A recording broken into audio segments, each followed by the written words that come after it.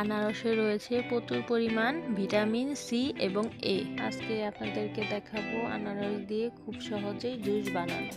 চলুন এবার শুরু করা যাক। প্রথমে আমরা আনারসের ছোলাগুলোকে ভালোভাবে কেটে নেব। এরপরে যার যার সুবিধার মতো আনারসগুলোকে পিস পিস করে কেটে নেব। একটি বাটিতে আনারসগুলোকে রস করে নেব।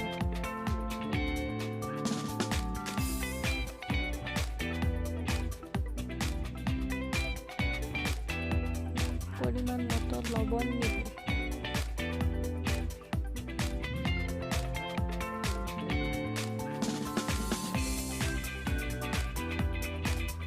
পরিমাণ মতো চিনি নেব।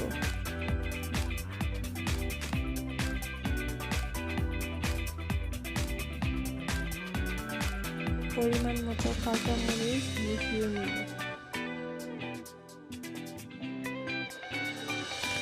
এবার ভালোভাবে মিক্সচার করে নেব। সব শেষে পরিবেশন করলাম পুদিনা পাতা দিয়ে আনারসের জুস।